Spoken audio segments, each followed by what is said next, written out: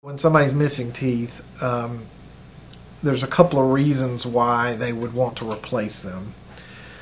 One is that aesthetically it may not look so great. Not everybody's concerned with that, but most people are concerned with eating and speaking, eating their food in particular. But some of the things that people don't realize when they're missing teeth is God made us a certain way for all these things to function in a beautifully orchestrated harmony. And so we get 32 teeth as an adult if we get all of them. Most people have their wisdom teeth taken out. So you end up with 28 teeth. Now 28 teeth are enough to function the way that God designed us, which is that the back teeth do the crushing and chewing, which allows us to get the nutrients out of the foods, like vegetables and meats, and then you pulverize that stuff so that it makes it easier for the digestive system to do its work later. So it's the beginning of digestion. And then the front teeth are designed for speaking and ripping and tearing. So what happens is when you lose some of those teeth, from a force standpoint, all the rest of them have to work harder. So you're working the rest of your team, or your soldiers I usually call them. So if you've got a platoon of soldiers and you're missing 3 or 4 of them, then the other guys have to work a lot harder. So it stresses them and predisposes more wear and more breakage and things like that. So that's one of the reasons that you would want to replace them. But I'll tell you a really common thing that I see is that a lot of people have just kind of systematically, as a tooth will go bad, they'll have it pulled and they'll come in and they'll see me and they'll have most of their front teeth because they've maybe invested in keeping those, tried to, because it's the front, and I'll hear this, well, it's in the back, I don't need it. But what happens then when they don't have any back teeth is they start doing what the back teeth are supposed to be doing with their front teeth, which is crushing and chewing. And so when you start crushing and chewing with your front teeth, which are designed for ripping and tearing and incising, because they're incisors, it wears them out very quickly. And a lot of times what you'll see is they'll start destroying what they have, and they'll just kind of chip and break and wear them down very, very quickly. Because they're, like I said, they're trying to do one job with the wrong tool. They need these tools in the back. The other reason somebody might want to replace teeth is when you miss a tooth, the teeth on either side will have a tendency to tilt into that space, which can throw the bite off, which once the bite gets thrown off, then it can cause imbalances with the muscle and the joint, which can lead to neck and head pain.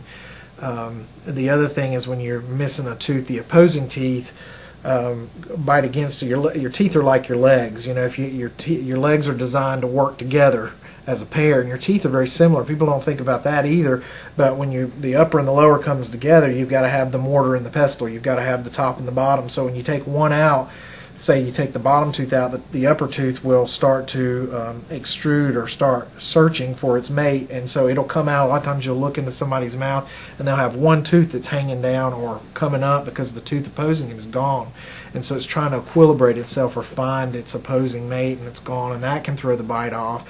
But when you take one tooth out, you're essentially eliminating 2 teeth because they work in pairs. It's kind of like hopping on one leg. They just don't work the same whenever you take one of the teeth out. So the various methods for people replacing their teeth, there's basically 3 major categories, and those categories include something that would be removable, which would include a full denture, which would replace all your teeth, or a partial denture, and so they snap in and out of your mouth, and depending on the situation, it may be the best thing for that particular person.